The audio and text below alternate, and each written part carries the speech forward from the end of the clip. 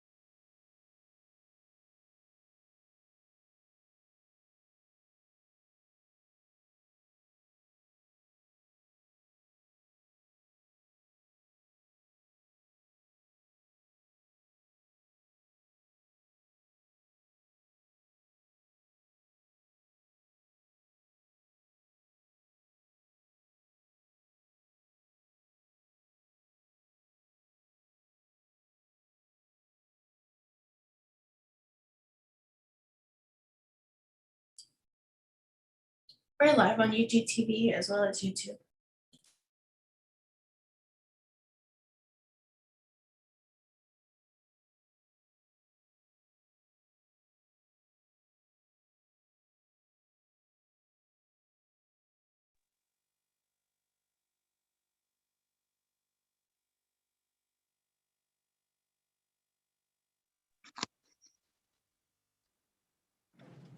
Mayor, we are ready.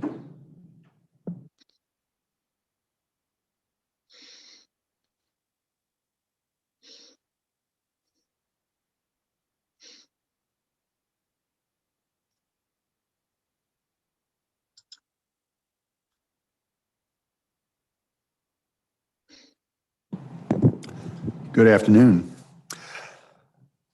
Before I call the meeting to order, I want to announce that due to COVID-19, we have individuals attending remotely as well as on-site. All participants joining by phone should mute their phones when not speaking to avoid background noise. And during the meeting, please make sure you announce yourself by name and title every time you speak, so the public that is participating knows who is speaking. This is critical given the number of remote participants and his current guidance from the Kansas Attorney General. I'd ask the clerk to announce the meeting and call the roll. Thank you, Mayor. Good evening. You are hereby notified that I have called a special session of the Unified Government of Wyandotte County, Kansas City, Kansas, to be held Thursday, June 24, 2021 at 5 p.m. in the fifth floor conference room, 701 North 7th Street, Kansas City, Kansas, for a Commission Infrastructure Committee meeting. Roll call. Burrows. Here. Townsend. Here. McKiernan. Here. Ramirez. Here. Johnson. Johnson. Here. Kane, we have a memo from Commissioner Kane that he will be absent. Markley. Here. Walters. Here. Philbrook. Here. Bynum. Here. Alvey. Here. Thank you. This is a little odd. We are attempting as a commission to grapple with the very significant infrastructure needs that face our community. I know that each one of us continuously receive questions, emails from constituents asking for us, for our help to solve a particular infrastructure problem, whether it is poor street condition, drainage ditches, culverts, street lights. And so most of the time our answer is, well, we would like to do this, but it has to go through the process. And of course we have limited resources. And so in an attempt to try and help us solve those problems that our constituents face, and to really have a long-term strategy of improving the basic infrastructure of our community, to improve the quality of life throughout our city for our businesses, for our residents, we decided to put together this infrastructure overview, and then we'll ultimately break out into small committees to look at specific topics and take a deeper dive. This structure, this was suggested by Commissioner Philbrook a few years ago, and it seems to be the right time now for us to really come together as a commission and work with staff to, first of all, identify our the general areas of need across the community. And we've identified generally 6 buckets or 6 areas of specific interest: streets and bridges, unified government facilities, parks and recreation, street lighting, stormwater, sewer, and sanitary sewer. So those 6 general areas are the basic infrastructure of the community that are under the direct control of the Unified Government Commission. Of course, there is also the electrical infrastructure and the water supply that is handled by the Board of Public Utilities. And so the way we're approaching this, as I said, this is a very high-level overview. Tonight's session is a very high-level overview of the needs, infrastructure needs in our community. And we've put them into kind of three general areas. The first are those emergency needs. So there might be infrastructure out there that is already at the point of failure, has failed, or is close to the point of failure. That would be, for instance, a culvert that was overwhelmed by recent storms and now has caused a collapse in the roadway, or perhaps even we've seen pictures of the guardrail falling off the side of the road because the culvert has collapsed. That is an example of a failure. Or of street flooding because the culverts and the ditches were not able to be maintained sufficiently, and so there was significant water backup, which again causes damage to the road infrastructure and to neighboring properties. So the first thing we want to look at are the emergency needs, those that are in failure or at the point of failure. Secondly, in general, we would look at those needs that are urgent. That is, those things that if we do not address them within the next several years will deteriorate and become emergency needs that they will then fail. So that's a little bit further out, perhaps a 3 to 7 year look. But again, those are the urgent needs that have to be addressed, or they will continue to deteriorate into an emergency or a failure situation. And then finally, a longer term look, 15, 20, 25 years out, things like our combined sewer overflow that is under the regulation of our consent decree or partial consent decree with the EPA. What are our needs there? So we want to wrap our arms around the total complex of infrastructure needs in our community, but we also need to know what financial resources are available to us. What financial resources are sufficient currently, what are not sufficient and have to be somehow supplemented, and then where might we look for that funding. So again, this is meant to be a very high level look, and as a commission, we will take roles on subcommittees, and those subcommittees will divide it into three general areas just for convenience to combine, and that would be streets and street lights, UG facilities and parks and rec, and stormwater and sanitary sewer. So given that introduction, I now pass it on to Mr. Bach. Thank you, Mayor. Doug Bach, County Administrator. Mayor, with that very eloquent description of the topic that we have tonight, I'm going to go ahead and turn this over to our Assistant County Administrator, Melissa Sieben, who oversees our Public Works area and other areas of infrastructure, for introduction of her team to make presentation tonight. Ms. Sieben? Good evening, Mayor, Commissioners. We're really excited tonight to kick off this conversation and this process that the Commission and the Mayor's office have set upon, and to start to really try to figure out how we can help the community address the needs that it has with infrastructure. Tonight, we have with us Jeff Fisher and his crew, and I will let him introduce because I'm not quite sure who all is speaking. So Jeff, are you ready?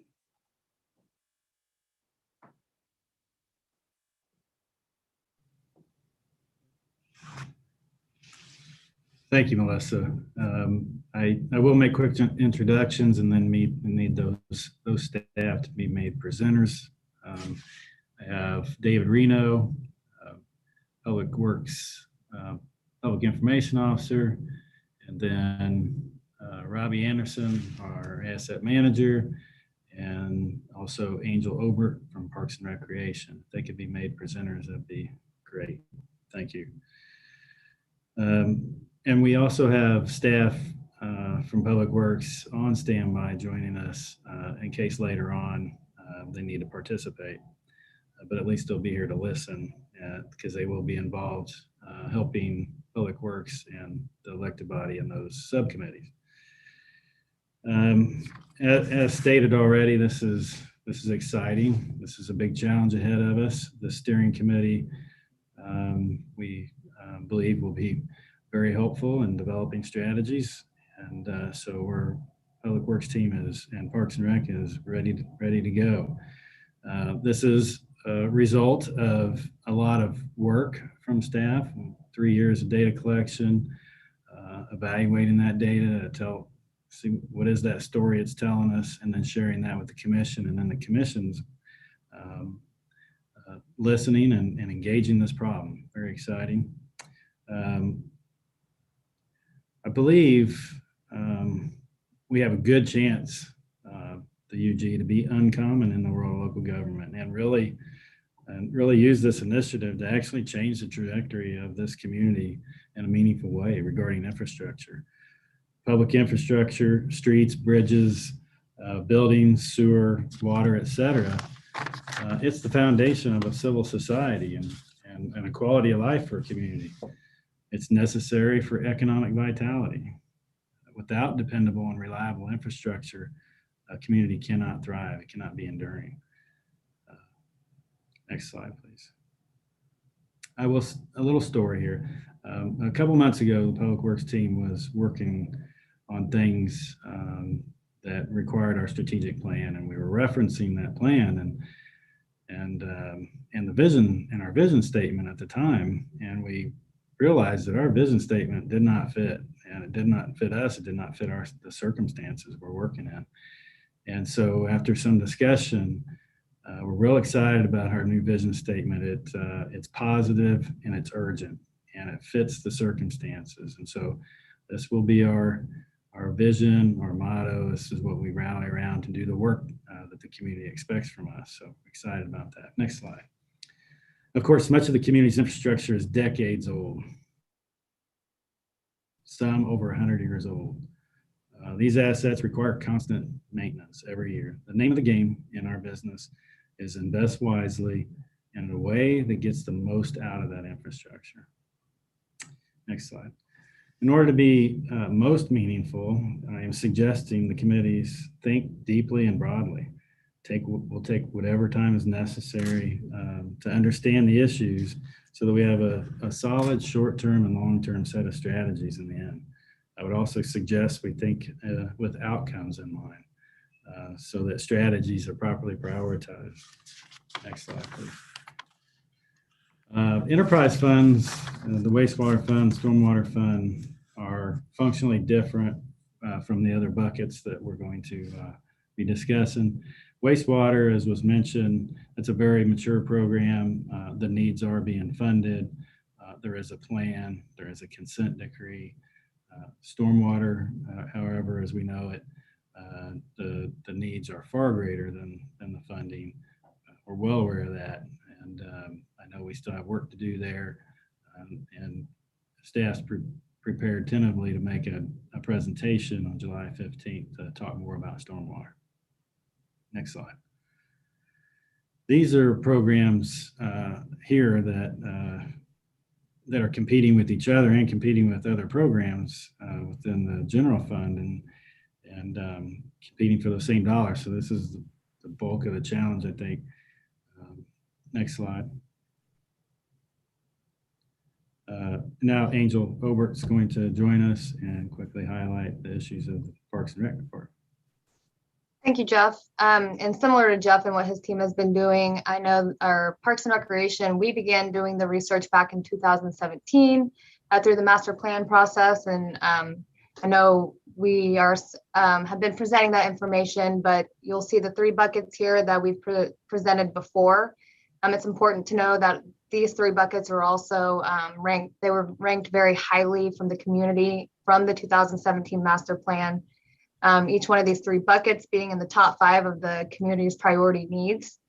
So you'll see again here what Parks and Recreation currently has funding for these buckets, and then versus what really we need.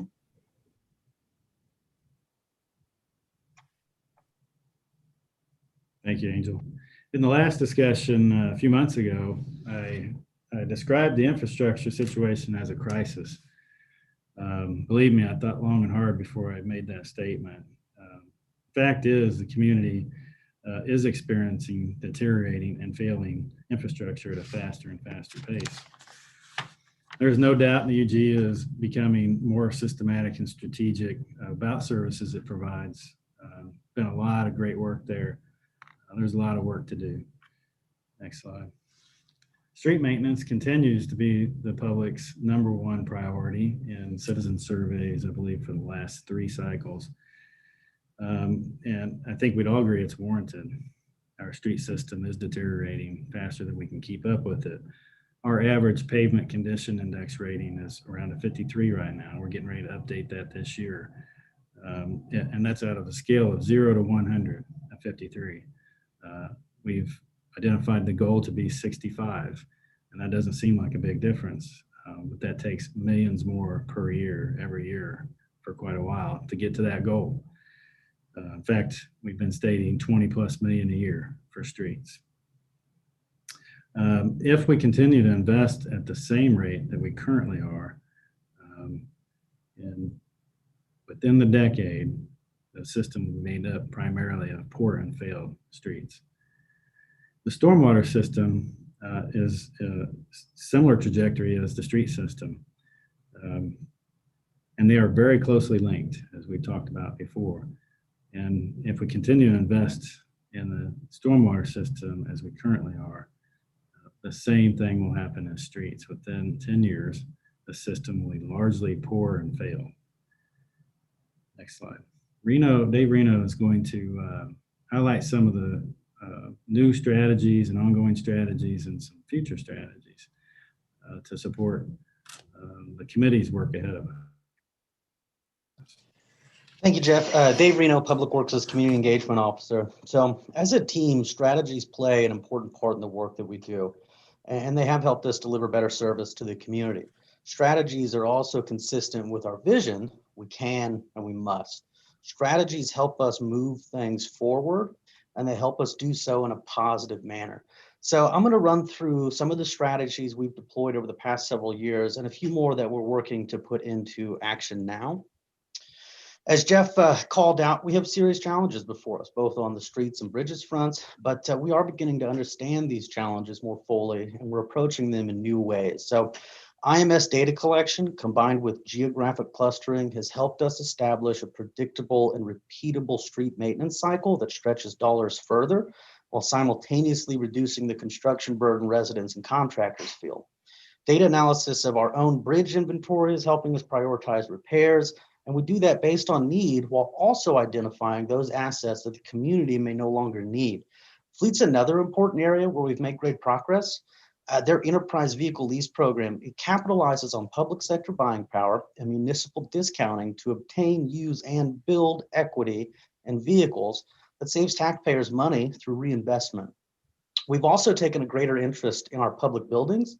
How much does it cost to maintain City Hall or one of our community centers? How many light bulbs does Memorial Hall need? And are there more efficient bulbs we can use to reduce energy consumption? A full-scale building review is a strategy that will help us make better data-driven decisions about the public spaces our community wants and needs. We'll also work hard to leverage available outside funding. An excellent example of this is the Water Infrastructure Finance and Innovation Act, WIFIA, which we were recently awarded by the EPA, the Turner Diagonal's federal build grants, and of course, just leveraging available grants to improve local parks through renovations, maintenance, and improvements like those performed at City Park here not too long ago. Public Works is also always looking to the future. We're always asking ourselves about how we can do business better, how we can be more efficient, and where can we improve. One of the strategies we'd like to deploy in the future is the possibility of increasing inspection efforts to prevent problems from developing down the road.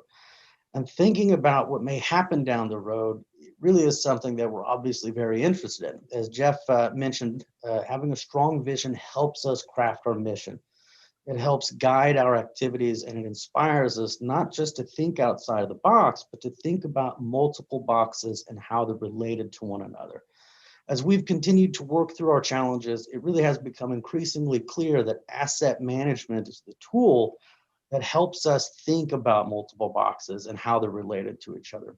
Excellent asset management helps us step away from the realm of lone wolf strategies and into a place where we can understand the full extent of the unified government's assets and then use data to help us create better maintenance and improvement decisions. So I'm going to hand it over to Robbie and let him dig into how asset management plays really a foundational role over the next several slides. So hand it over to you, Robbie. Thank you, sir. Thanks, Dave. That's Rob Anderson, Public Works Asset Manager. Over the past several years, the unified government has conducted condition assessment surveys. First, I want to thank you for supporting that collection of data. It requires funding for us to do that. Second, this is the foundation of how we prioritize our path out of the crisis. We use the condition data in combination with other metrics outlined by the Planning Commission and the UG Board of Commissioners to plan out years in the capital budget. Next slide. The key portion of your role in the process is to set the weights on the data-driven system. We will re-engage the commission on the weights of the system later this fall. The system produces a data-driven ranking queue for unfunded projects. The list is reviewed by you in presentations and communicated with other utilities operating in a similar space. This process allows us to address multiple agencies' needs in one sequence so we can reduce disruption to the community. Based on budgets, we align different scenarios for out-year budget planning. We in the public, next slide, please.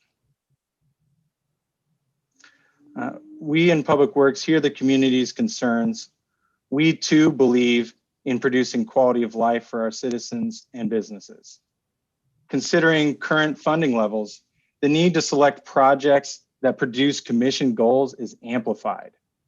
Our ability to meet the needs of different parts of our community is wholly dependent on the funding levels. Next slide, please. Using the principles of asset management, we have to look at the totality of unified government needs and consider which asset categories we need to emphasize in both short and long-term strategies. We have needs across multiple asset categories here: bridges, streets, buildings, parks, traffic. We need to know what outcomes we want to work backwards from to produce a society that the commission believes in and what the community deserves. And I'm going to pass it back. Thank you. Thank you, Robbie. We'll finish. Staff's very excited to support the commission and this committee, and we're ready for that. And I believe it can change.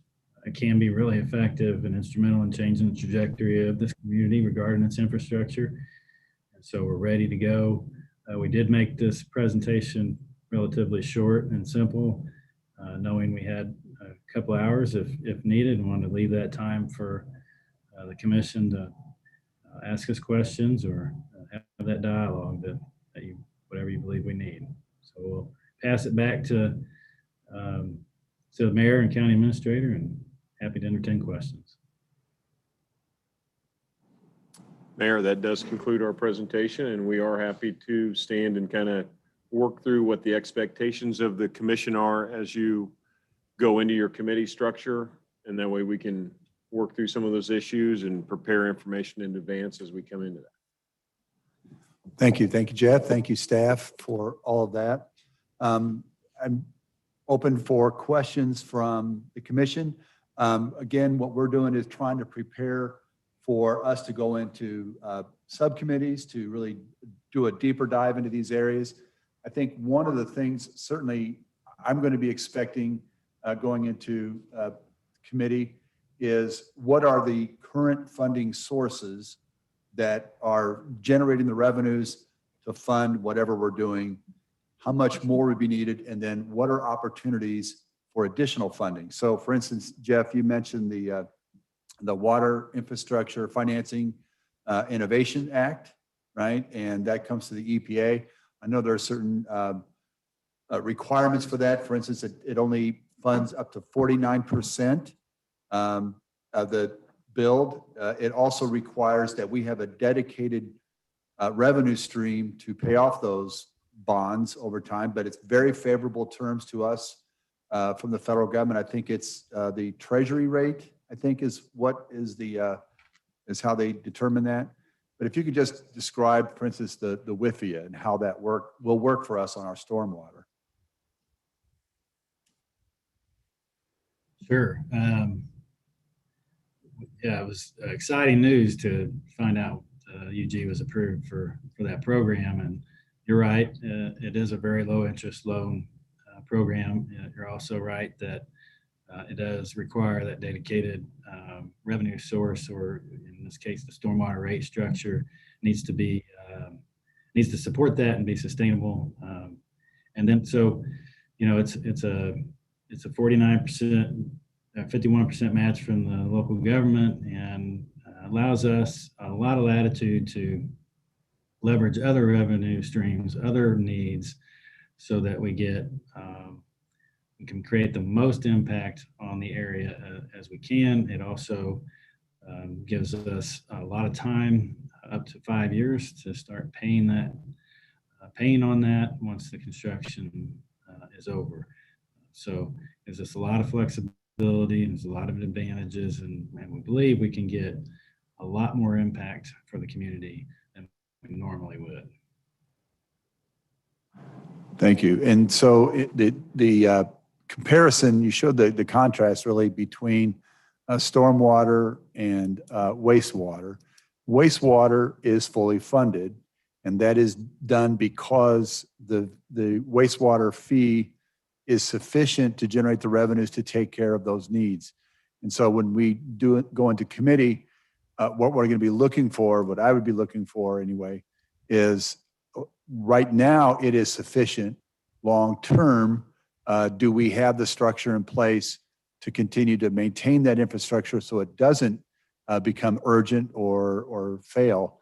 And if not, long term, what can we expect we would have to do in terms of additional funding sources for that? So again, as we move through this, at this point, wastewater is in, obviously the funding source is sufficient to maintain the maintenance. Will be the same moving out 7 years? Will it be the same moving out 15 or 20 years? Are there other systems that we will have to, capital projects we'll have to take care of maybe 15 years out, just so that we know these in advance so that we have a good grasp? So I think that's really kind of what we're looking for as we move into this, because I think so much of what we have to do moving forward is change the narrative in our community that we're worth investing in, that your neighborhood, your business deserves protection, deserves support, deserves the level of investment to improve the quality of life. Because when we back away from that and we see things deteriorate and fail, we're really ultimately saying it wasn't important enough to us. So we've really, even as an elected body, we have to come to that, but perhaps even more so, our community needs to come to that understanding that our community is worth the investment. Commissioner Markley? Thanks, Mayor. We might have been going down a similar path in terms of, I think the committee should be considering, as they're having these discussions, primary to these discussions has to be, where is the money going to come from for the projects that the subcommittee recommends. And I know there is some American Recovery Plan money that could be applicable to some of these projects.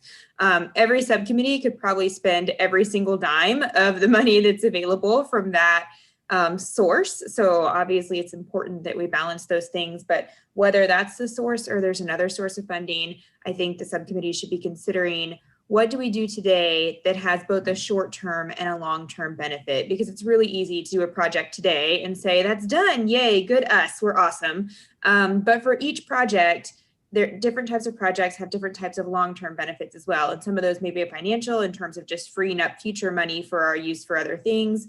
But there are a variety of other things that might be impacted. So I think as subcommittees, we should be thinking about, for each decision, for each project or opportunity, what is the impact today and what is a long-term benefit? And in my mind, if there's no long-term benefit, that's probably one that should go further along on the back burner, because we need to set out a long-term strategy.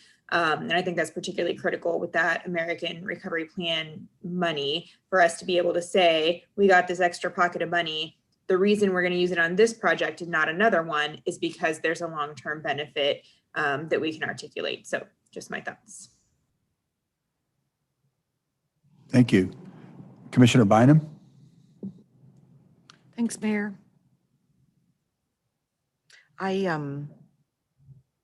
appreciate I think I would appreciate a more drafted timeline of the big picture projects, which I think Jeff and his team have given us in the packet of information and the presentation that we've seen here, but a deeper dive maybe into the more specific needed projects and the buckets of money that can and could be used for the variety of projects that are all sitting on our to-do list.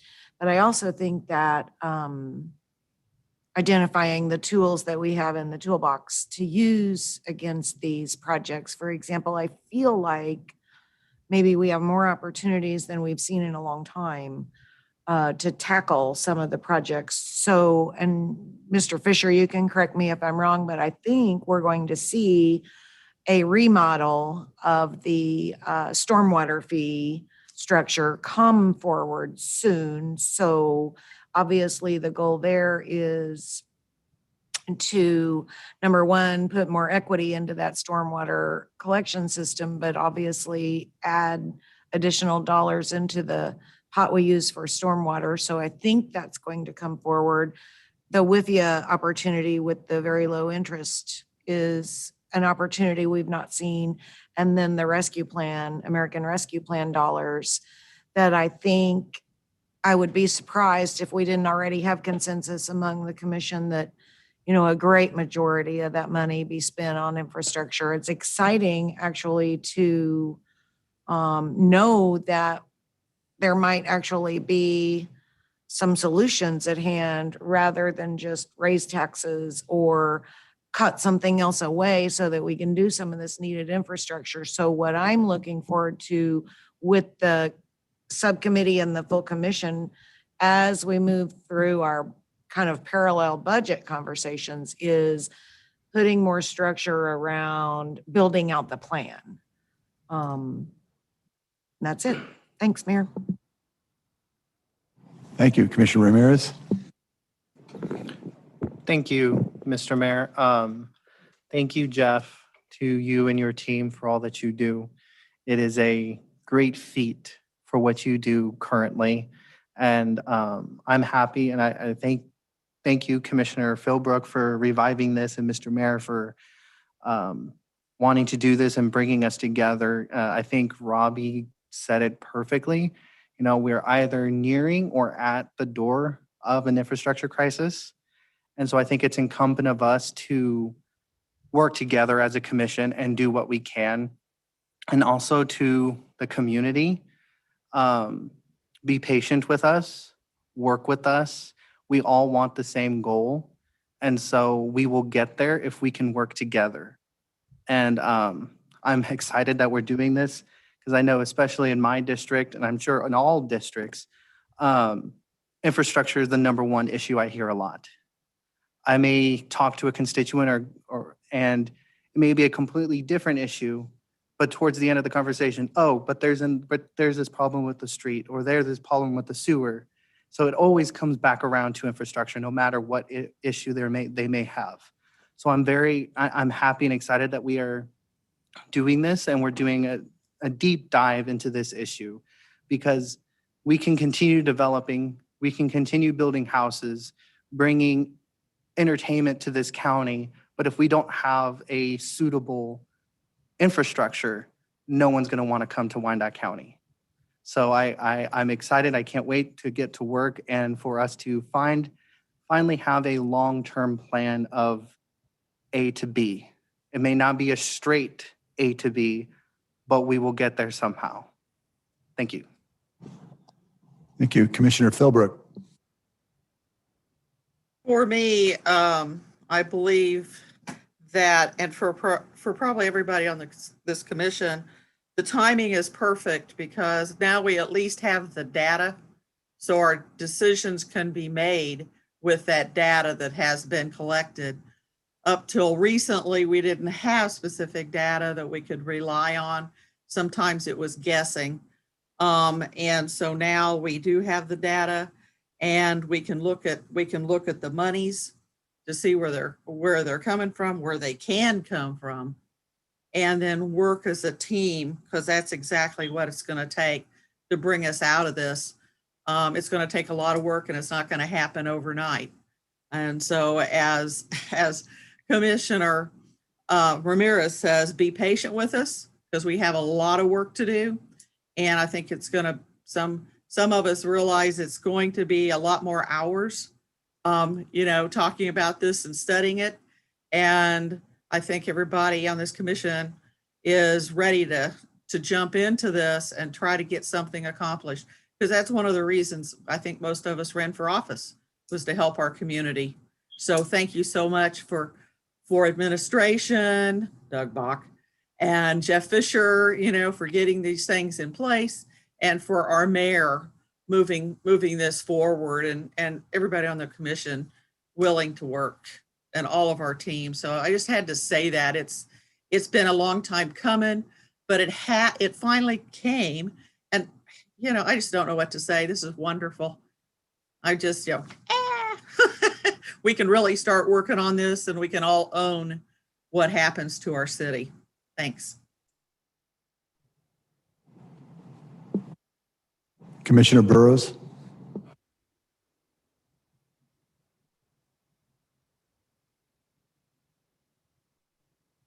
Commissioner Burrows. Thank you, Mayor. I do see that the 41% and the 59%, the grant monies versus the UG contributions is a benefit to our community moving forward dealing with infrastructure. But I think what my concerns would be is the amount of monies available and the revenue stream associated to those, so that we do have a understanding of the impact to the finances of a project as we move forward. And I would hope that we all as commissioners have issues within our individual districts. I know I'm a commissioner at large. I've dealt with a number of issues in all the commissioners' districts at one time or another since my service here. And we should be mindful that those dollars can only go so far. But I truly believe that every district that we as commissioners represent should have a fair opportunity to see some remedy to some of the concerns that's been raised, whether it be parks, roads, public buildings, whatever it may be. But first and foremost, I think it's important that we do it in a transparent manner, and that any bids and contracts go out or go to the lowest qualified bidders, and that we as a local unit of government have a chance to ensure that we're getting the best return on investment, particularly if we should invest in local community businesses that can do some of this work, so that dollar will turn over multiple times within our community. I think over the next 2-year period, because we don't get all this ARP money at one fell swoop. As you know, it's spread over 2 years. And I know everyone's hand will be out in trying to get as much as they possibly can to the projects they want to put forward. But everybody says this is a great opportunity. It's a great opportunity if we make it great. It's a missed opportunity if we don't do our work diligently. The prudent thing to do is to continue to work in a collaborative manner as partners at the table to ensure that we get the best return on this investment for any infrastructure needs and any future investment within our community. So with that, Mayor, those are my comments, and that's what I'll be looking at as we move forward in our groups. Thank you. Jeff, and maybe it's also maybe to budget chief financial officer. I think when we get into our committees, so much of what we have to do as elected is we have to translate what we learn here and what we're working on here to the community, bring it to the community, bring the community into the conversation, engage them so they understand what we're working with, what our limits are, what the problems are, what potential solutions are, and the time frame as well that we're dealing with. Commissioner Ramirez, it's interesting because it's when I get constituent calls, as often it's about an infrastructure problem. And when I get a compliment, it's because something got fixed in infrastructure. So it shows that people really do attend to that. When we drive through our neighborhoods, if we have folks who come from outside the county, we want to be able to show it off. And there are certain places, frankly, that we're a little embarrassed for our friends and family from outside the community to drive through. And that's just because we are at a point of failure in some places, deterioration, and we want to do better. We all want to do better by our constituents. We all want to say, yes, that can be fixed. But again, with limited resources, we just simply have to say, no, it's not happening or won't happen for a long time. But to help our community understand what we're going through, I think as we come forward in our committees, it's going to be interesting to hear, so what are the alternative costs? If we don't do this, then what? If not this, then something else is going to happen. What are the costs of failure? If you have, when you showed for instance, that culvert failure, so there was now just not cleaning out the basin that fed into that culvert. Now it's repairing the road, the substructure. That's far more expensive. And so just by not taking care of those emergency failures, we're in even deeper. It's the same as, again, if I have a leak in my roof and I don't fix the leak in my roof, then I'm fixing the drywall, I'm taking care of mold, I'm replacing appliances of furniture. That's what happens. And too often we're at that point of failure because we haven't been able to do the basic maintenance. So this is really a long-term narrative with short-term importance, but long-term narrative. We need to see what are the costs in finances, but also safety risks by not taking action. If we don't take action, if we don't solve these problems in the very near term, in the midterm or long term, this is what it's going to cause. And I think one of the things that we have to realize is that the long-term cost is loss of economic development, loss of population growth, loss of population, which means we have a narrower tax base that has to support higher and higher needs. That's the wrong dynamic. We have to get to the place where we have a broader tax base, more investment, generating more people, generating more revenues to help us take care of more needs. And that's why I think, Commissioner Burrows, to your point, we do have to be strategic. We have to be careful. We have to monitor this, use the data that we've got to continually monitor the progress of this. And this has got to be something that goes beyond my time as mayor or your time as commissioner or Mr. Bach's time as county administrator. This is a long-term strategy or set of strategies for our community to become who we really deserve to become, what our residents, our businesses deserve to become. That's the vision we're holding out. And if we can articulate that vision, hold that vision out of what we can be and look and feel like, how we can function, if we can put that out there, I think we will attract more and more residents to say, yes, that's the right thing to do. And if that's the right thing to do, then we will have the capacity to say, we must do these things and we must not do these other things. And that's the sense of really being strategic in our priorities, being very clear about our vision, attracting people to that vision so that they are willing to come along and get behind this, not just for now, not just for next year, but over the long term. And if we can do that, then this community really has no bounds.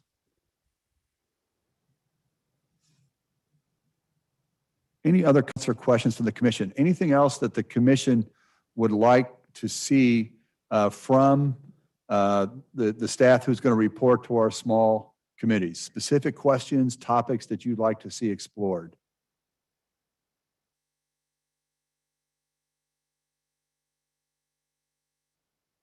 I'll wait, Mr. Bach. Thank you, Mayor. If I may, and I see another commissioner came up, but I would ask if it's all right with our staff working on this and being broke up into the 6 areas that you have, if any member of them may have a question back to the commission tonight that asks, because we have several members on here, the few that did the presentation, but John Kelly from our buildings and Vincent from streets are all on this, and they may, if any of you have questions in putting together your information and how you think you need to share it or what you want to bring forward, if you have questions tonight, I would ask you to bring those questions forward and work this. This is a working session, a workshop, and I know the commission wants to engage with you in the same way that you may need to engage back with them. That way we're better prepared to go into those committees. And I'm going to take that one step further, and I'm going to then call on Commissioner Bynum and Commissioner Townsend before staff responds. But, staff, sometimes, obviously we can't see what you see. We don't grapple with these problems day in and day out. And so you have to be frank with us, honest with us to say, well, hey, Mayor, you're missing this piece. I'm okay with that. We need to hear that because this is a workshop. We're working together. If we're going to come together on this, then that's what we're going to have to do in order to really move this forward.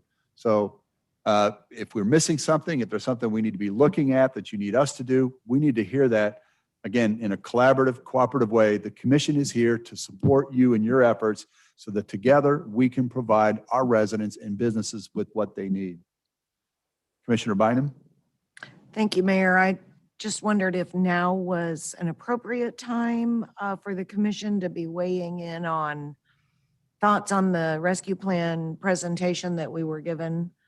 We know the total dollar amount, and I know that we are scheduled into sessions across the summer where we're going to be having that discussion. But again, infrastructure is a blinking red light, and we all know that some of these dollars need to be spent on infrastructure. And I just am curious your thoughts on if now is a time for some of that discussion as we get ready to move into our budget conversations.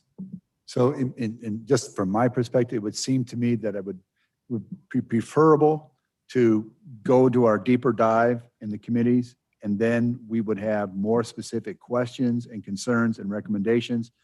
But that in those small committees, we would also have the presentation about what revenue sources are available, what might be available from that rescue plan or from any infrastructure act that might be passed, which we know is maybe hanging out there. And so maybe that would be, but I'm not saying don't bring it up, but I think it might be more productive if we wait. Yep. I might add, as we move to the next workshop for budget on the 1st, just from the perspective of what some of you saw during the On3, that is our intent to bring that back to comment. You were able to comment to us in smaller settings. We're still finishing some of those up, but toward those priorities, we thought that'd be good during a workshop session when all of you could comment together on that toward the overall project or toward the priority, not necessarily on the individual project level, but toward the priorities that we're looking at. Commissioner Townsend? Thank you, Mayor. Good evening, Commissioner Gail Townsend. Going back to the question that maybe it was you, Mayor, just raised a few minutes ago, or maybe it was Administrator Bach, about what things we might want Mr. Fisher and his group to consider. One of the things I'm thinking about is the fact that I'm sure we're not the only governmental entity who's dealt with this. So it might be helpful just to see if there's any way how other municipalities similar to ours may have dealt with this. Now, I know everybody's dealing with different budgets, but that just might give us another insight or another view of, what funding sources or how things strategically could be handled. This is the time to just consider any and everything. And I appreciate you, Mayor, and Commissioner Philbrook, and anyone else who wanted to drill down and make this a specific target of focus, because every one of us as commissioners deals with this in some way or another. Maybe culverts that have sunken in, maybe potholes. So I think now's the time to look at any and everything that might help us solve this short-term and long-term. Thank you. Thank you, Commissioner. So until another commissioner raises a hand, I'd ask staff, kind of fill us in, give us a sense of how you think how this ought to work, how we ought to work together on this. What kinds of questions or information that you really want to communicate to us, want us to dive into? If I might, looks like Brandon Grover, Dave Reno, Rob Anderson are in the lobby and cannot participate possibly. I got it. And I think Brandon is still. And Jeff, John Kelly here, and I meant when Doug kind of spoke about staff being on the call, I just want to say from a buildings logistics perspective, I'm extremely happy we're at this point where we're able to get the commission together to talk about these things when, especially we have potential funding on the horizon to be able to address some of these things. And over the last couple of years working with Amoresco, from the buildings and logistics perspective, we got a lot of data that will help the commission make good decisions along with administration and my staff, knowing that we're looking at some of these facilities that are, in the deferred maintenance. So I'm excited. And like I said, I think we got a lot of data that's going to be able to help us make the right decisions and keeping some of our vital facilities up and going. So that's just my little piece that I wanted to add. But like I said, I'm extremely excited for this process and just ready to get it underway. So I'm going to ask a pointed question, John. Is this something, so if you would come, when you come to the committee, would you be willing, and we're going to give you the freedom to say, well, frankly, in my opinion, based upon the data we have, I would recommend that facility X or facility Y be shut down and consolidated, and then we would say that's going to save us on maintenance costs, and we can do this. Are those the kinds of things that you feel the data has prepared you to recommend? So yes, Mayor, there's some of that data, but then, like I said, as we've been looking at these reports and data that's been provided us from Amoresco, we have some of our key facilities like the courthouse and city hall and Memorial Hall that have some things that are urgent to get done right away. So some of the facilities that we know that we're going to be keeping for quite some time, those issues are going to be brought up, that there's funding that's out there that can help facilitate getting some things done. But that's also part of the study that we're doing, the tiering study, looking at the buildings and right sizing. But to say that through the working session, we'll have some of that detail, but that information is being worked on as we speak. And that will be over the course of the rest of the year. But that's all part of the processes that I have in place to be able to look at what buildings we may not need, or consolidating maybe to one building that will serve the needs to the public and the UG staff themselves. A lot of our outline buildings, we have some leases that maybe aren't the right fit. We maybe have some buildings that we own that aren't the right fit. So there's a mixture of things, Mayor, that we are looking at. But like I said, it'll all be data driven that will be able to best help us make the best decisions. So if I could follow up. If I can, Rob, let me just follow up on that for a second. So John, and this is just a good reminder that, as you said, that maybe all the data may not be present, but data is going to be coming in. It's something you're working through. And so this committee, again, is not a one and done kind of action.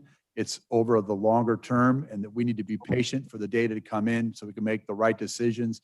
And, but we have at least some sense that we're working towards the data. We're looking towards the data that's going to be able to make those kinds of recommendations, those kinds of decisions. And if we just continue to come together in this kind of structure, then we can get there. Exactly. There's, like I said, there's must-dos that we know that on some facilities we just have to get after and address things. And then there's some stuff over the long term that will still help us, as say this potential funding source that we all keep referring to be able to help ourselves get things done. As those dollars are being spent, that data is going to be coming in till will still allow us over the next, I feel, 8 to 12 months, still making some of those decisions on as that information comes in.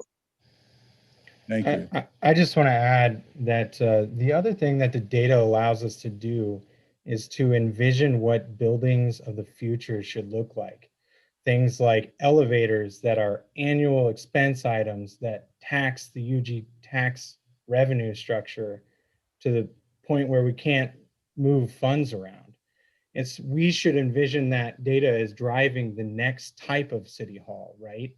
It's not just about maintaining existing, it's about using that data to envision what the next structure looks like. Interesting, thank you. Do you have anything else from staff? Again, what is it that we need to know as commissioners to be able to just understand the process you're going through? we need to be speaking the same language. Help us get into your world a little bit more.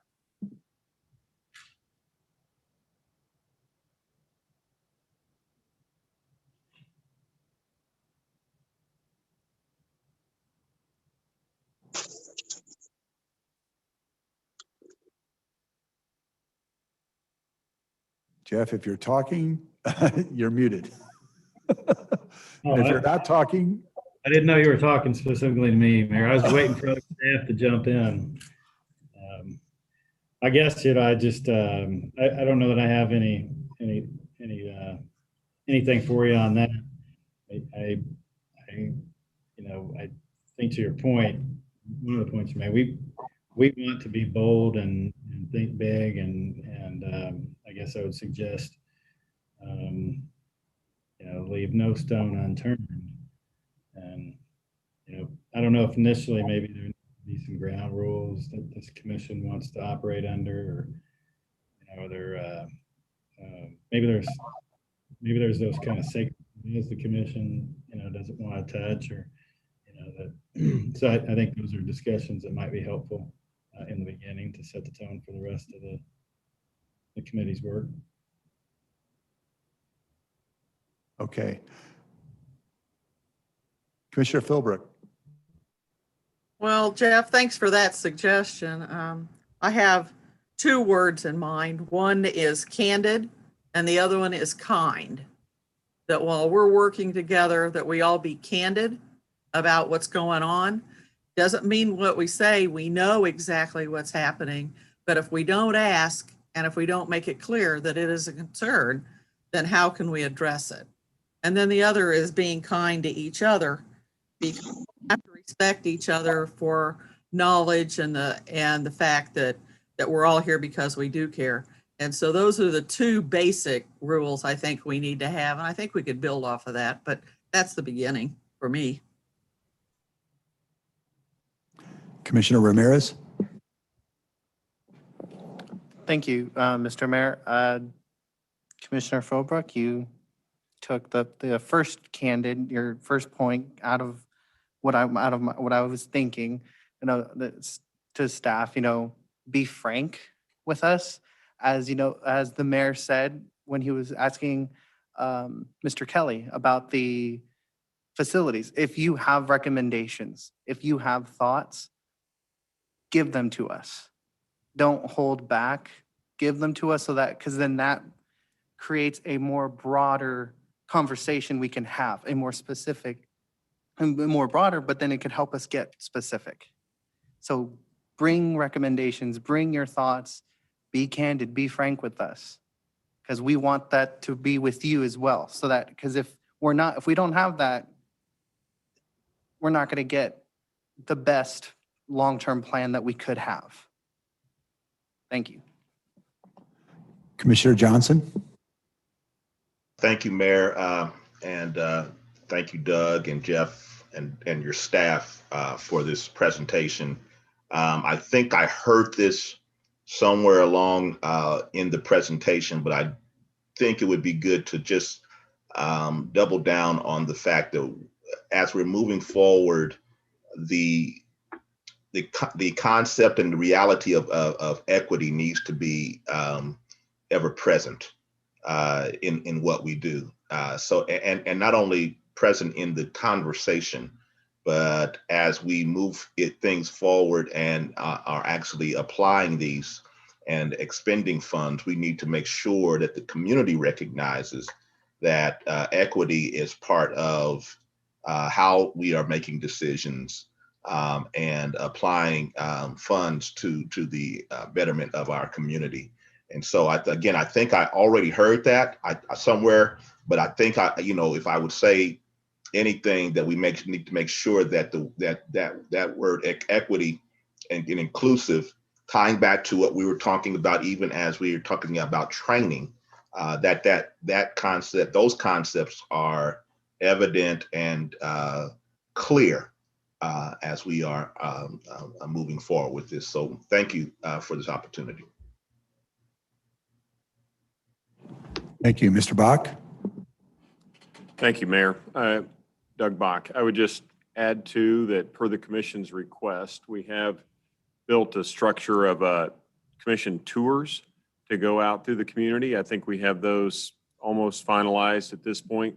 And the intent on those was to show projects that have worked, but also really to spend more time emphasizing and showing projects or areas where we have needs, and then let commissioners kind of see and touch and feel a little bit different on a hands-on perspective of where those are and what kind of impact and then what kind of changes can be made through those. So you all requested that, and I think now it's really just getting to a point of figuring out how we schedule those, whether we do those in big groups or smaller groups as we go along, but I believe we'll be ready for that fairly shortly, Mayor.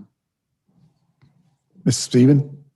Commissioners and Mayor, I would also just like some understanding of the kind of the formality or not lack of formality around these subcommittees. Just we started kind of talking about some ground rules, things of that nature.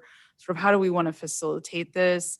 And I guess we can maybe each group may be slightly different, but definitely that's a skill set that, you know, we can bring to the table to help you all meet those goals that were just discussed by the governing body. So something Jeff and I talked about, we were actually sitting down trying to formulate that facilitation, but wanted to hear what you had to say and figure out how we would do that. So I think that's really going to be up to each committee. I mean, I think definitely there'll be certain questions that each committee will submit to staff so that you can prepare, but also staff should prepare what they believe needs to be presented. And then it'll obviously just be a back and forth. In terms of the formality, you know, it's going to be small groups of 3 to 4 commissioners at a time with staff. Each committee or small committee will be scheduling. I'll have my assistant Anna help schedule those, or commission staff will help schedule those. I will be in attending each of those committee meetings as much as I can, because I think it's important to have some, you know, cross-pollination. I can hear what's going on in the rest and bring it back and forth to each one. So I don't know that it's going to be that structured. It's going to be fairly informal. It's really fact-finding, just kind of a study session more than anything. But anything that the commission thinks ought to happen with that, I'm good with. I think it's really just good conversation, discussion about data that's coming forward and giving further direction and coming back with it. Mrs. Von Achen? Yes, I'm Kathleen Von Achen, the CFO. And hey, one suggestion that I'd like to see is to incorporate our urban planning or planning and urban design department into the conversation. And I just remind you back about 2 years ago, we, Alan House, worked with a consultant at Urban 3, where they gave a presentation on, you know, the value of property tax collected by parcel. Kind of really demonstrated the distribution of where that wealth or that revenue was coming from across the UG. And I think there's a very, you know, we need to evaluate how our past practices with urban planning have contributed to, you know, the number of roads, the miles of roads we have, and whether that is, you know, whether that's sustainable or not. Obviously, it's kind of not, you know, and so, you know, what would be a more sustainable model? How does urban design, urban plan, land use planning, transportation systems impact financial sustainability? So, you know, those are things that I think we also need to consider. That's what I'd like to see. Thank you. Yes. Commissioner, Alan? I'm sorry. Sorry, Commissioner and Mayor, this is Melissa Sieben, Assistant County Administrator again. Kathleen does bring up a good point, and I would say that as all of this work is being done, there's a lot of dialogue going on between a variety of departments within the unified government, as you saw, parks, but even transit is also kind of part of that planning and looking at how we use infrastructure. So there is definitely a multidisciplinary conversation that will without, guessing any further, that will occur. And I think part of the other thing that we've been discussing recently more around here with WIFIA and other things that we've been working on is also how kind of doing right by the environment also may have infrastructure benefits long term. So I think those things are all going to cross over as we dig into this. It's going to unravel another set of strings. So I think we're fully prepared to do that and work with you, and definitely Gunnar and his team, as well as Justice, his team, and the Parks Department are all going to be part of how we get the community where we are desiring it in the future. So. Commissioner Townsend. Thank you, Mayor, Commissioner Townsend. I want to go back to something that was on my mind, and Commissioner Johnson brought it up, and that was the issue of equity in this process. I really like the idea that the committee will be evaluating emergency needs versus urgent needs versus long-term needs as a mechanism on what to attack first. But even within those categories, we're going to have to be very clear on what the ramifications and choices are for why there may be an emergency A or an emergency B or emergency C. So all of our constituents feel as though in their districts, these necessities are being taken care of. For instance, we mentioned culvert that's collapsed. Well, what's the ramifications if that isn't fixed? Does somebody drive off the road versus another emergency that may have a slightly less traumatic impact if not fixed? So it'll be very important in this process to make sure that it's communicated within even those subgroups why something may be handled before one situation is handled before another. So looking forward to that. But it's something we need to be thinking about in this process. Thank you. Thank you. Mr. Howes. Thank you, Mayor. Alan Howes, Assistant County Administrator. And I was actually thinking kind of along the lines of what Ms. Von Atchen spoke about just a minute ago, which is that, this commission has looked at various measures of sort of productivity and, the analysis of tax productivity per acre in thinking about the city like a farm, or like a business, and what are the productive yields. And I think that may be one of the challenges for each of the subcommittees is to think about and look at, what is the return on investment? Like that's a familiar concept, return on investment. What is return on infrastructure in these different buckets? And what does that mean to measure it, to look at it? And I think that's something that staff can provide a lot of data to help sort of chew on, but I think that's going to be for the elected officials and the policymakers to think about what does that mean to talk about and to land on measures that look at return on infrastructure.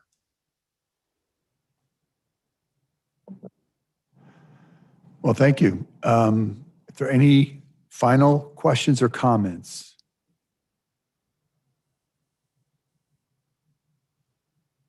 All right. That concludes our special session. No, that does not conclude our special session. That concludes this report on infrastructure, and I will be sending communications to each of the commissioners on committee assignments, and then helping to coordinate, setting up meetings with staff. And again, we have time on this. This is not something that has to be done in the next month. We know this is a long-term thing. Data will be coming in. Give staff an opportunity to continue doing their work on budgeting in general. This is a parallel process, and it's going to require staff time. So we will be respectful of their time in a collaborative way. So, but again, thank you all for this, and thanks to the public who are viewing in. I now turn it over to Mr. Bach for an announcement. Thank you, Mayor. Doug Bach, County Administrator. After considering a very unique situation that Catherine Carter is in with the pregnancy of the birth of her child and decision to marry and live with the father of her son, who is also the mayor of Kansas City, Missouri. And Catherine is our director of economic development for anyone watching who does not know that. I found myself considering a temporary residency exception unlike any that I believe I or my predecessor ever considered. And as you do know, I do make exceptions to our residency policy for various hardship cases or special conditions that come about through the course of a year for many employees. These situations all plan a path for the employee to move or return to their residency in Wyandotte County, and in many cases allow for significant investment in our community on the part of our employee. We have even had a couple of exceptions over the years, over the past 20 years, where I'd say we had special needs situations of children or medical conditions of a spouse, which resulted in a multi-year extension of the residency requirement. In the case of Ms. Carter, she wants to live in Wyandotte County. However, due to her husband's employment, he also has a residency requirement. She has expressed her clear desire to keep her job, but also would like to live with her husband and raise their son together. Being that her husband is the mayor of Kansas City, Missouri, I believe this is a situation where his residency requirement trumps ours, and I believe a temporary waiver of residency requirement is in order while he is the mayor of Kansas City, Missouri. The special agreement I would do with Catherine will be in place while Mr. Lucas is the mayor, and at such time he no longer holds this position. It is my expectation that she would resume her residency in Wyandotte County. And while I believe this falls under my authority to grant special exceptions to our residency requirements, I wanted to make sure you were all informed in advance. And if there are concerns in the decision, it can be noted. Just in the end, I will say I do believe this is the right thing to do for this employee. Thank you. Thank you, Mr. Bach. Commissioner Burrows? Thank you. Mr. Bach, have we had situations that have required us, that has challenged us legally to do this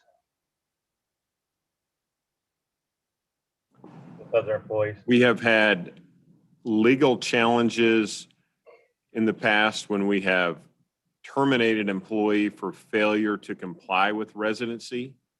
And I believe those are all in relationship to cases where there was no ask, they just simply did not live here. And those were terminations. Ms. Brown, any clarification or acceptance to what I said? Thank you, Doug. This is Misty Brown, Chief Counsel for the Unified Government, and you have summed it up correctly. The legal challenges we have had has been on the termination aspect of it, not challenging the residency itself. And to my knowledge, none of them have been for a request for a waiver. It was simply they were discovered living outside of the county and then were terminated for that. So if I may, Mr. Bach, the question I would have is we have been trying to recruit public safety personnel because of the shortages we've had. And many times they have spouses that have jobs outside of our community, and it has not allowed us to consider them for employment with us if they are not willing, or the spouse is not willing to move into our community over a period of time. How is this different than that? I just want to make sure that if we make an exception, that we are doing it, one, within the realm of our policy, and two, we're not setting precedents to chip away at our residency requirement. Thank you, Commissioner. That's a good question. I think in the difference to the unique situation with Ms. Carter is that she was already employed with the unified government, and with the birth of her child, had a situation with her spouse who was also under a residency requirement, which puts her in a position of whether she has to leave her job, her career with the unified government, or not live in the same household with their spouse. Now, as you referenced, there could be other people in public safety, an area that we are working to recruit, someone that has a spouse located in another community, and that's not an option for them to say, oh, okay, now I'll put in an application to come here.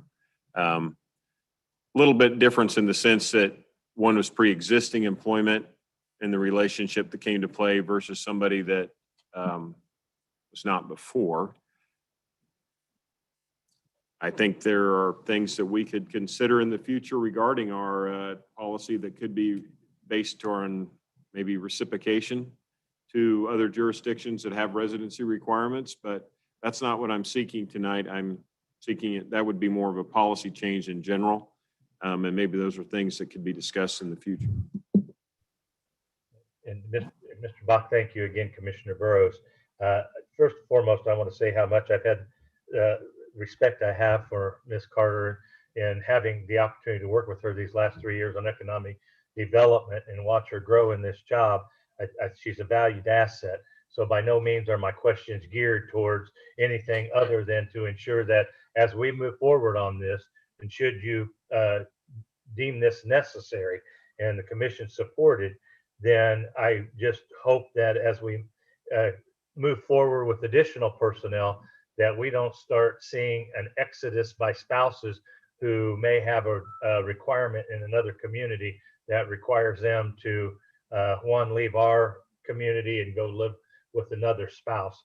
I just don't see how this is much different than what we've already dealt with residency requirements. But Mr. Bach, you've articulated your position on this. And as I stated, I have a tremendous amount of respect for Ms. Carter and for her husband, Mayor Lucas of Missouri, that, our responsibilities to the citizens of Wyandotte County and to the personnel. So I'll just leave that with you, Mr. Bach, and the rest of the commission for consideration.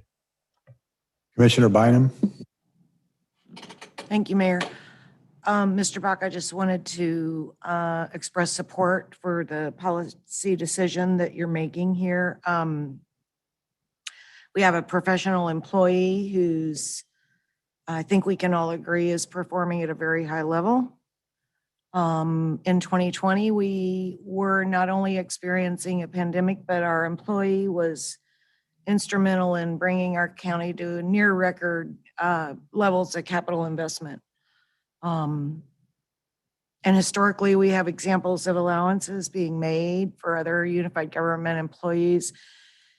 And why would we ask this professional to choose between her child and husband and a job that she performs at a high level that benefits every single one of us? So that's the question I put in front of everyone.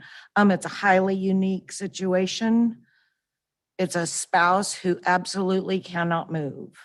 So there is no options on the table for her husband. Other situations have included the ability to make a choice. This situation does not. It forces a choice between a professional choosing between her spouse and child and her job. I think that's patently unfair. And I think what you're proposing is a very narrow carve out, and it has a finite ending to it. It is not into perpetuity. I'm explaining why I can stand in support of this policy decision that you're making for this employee. Thank you. Commissioner Ramirez. Thank you, Mr. Mayor. I have thought a lot about this, ever since it was brought to our attention.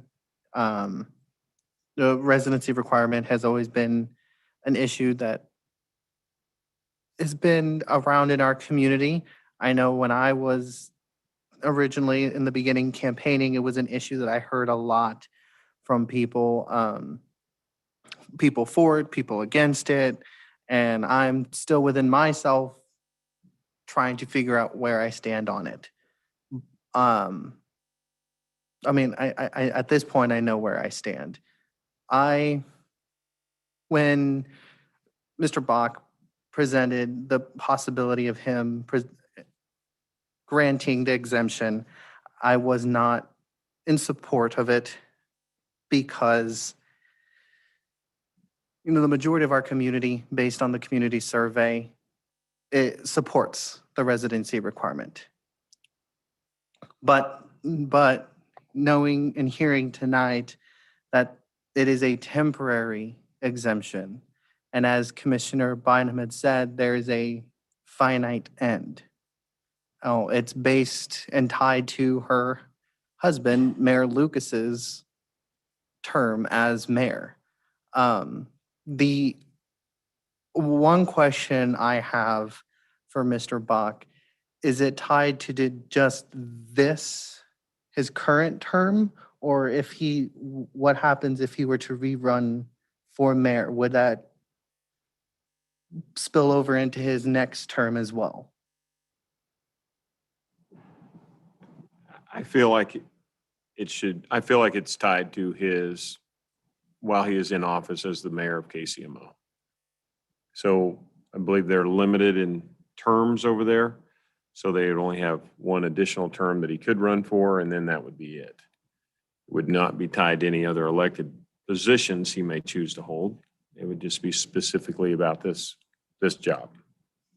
Okay. I'm still on the fence with it. And this is, it's nothing against Catherine in any way, shape, or form. She is an amazing employee. She has, last year was one of the best years for Wyandotte County economic development wise. And that was because she was at the helm of it, along with her staff and all of the other staff here at the Unified Government. She's amazing. She knows how to do her job. She's passionate about Wyandotte County and about this community and making it the best that it can. I'm on the fence, but I will support it as it has, as Commissioner Bynum said, a finite end. It's hard to find an employee like Catherine. It's hard to find any employee that we currently have. Employees that are compassionate and passionate about the work that they do in the community that they serve. And it would, in my mind, and I'm sure many other commissioners on this board would second what I'm about to say, it would be very hard to replace Catherine for all the work she's done. And so I would support the temporary exemption for Catherine. Thank you. Thank you, Commissioner. I appreciate all the comments. I do want to stress that my exception is being made for her unique situation, not based on her skill sets or uniquely looking at her. While she does bring great skills to the table for the position, what I'm looking at is I believe this is a very unique situation regarding her situation. And that's the evaluation that is made of her as an employee, which could be done, and she was in a different position as well. All right. Thank you, Commission. Thank you, staff. That concludes our special session this evening. We will reconvene at 7 p.m. for our full commission meeting. Thank you.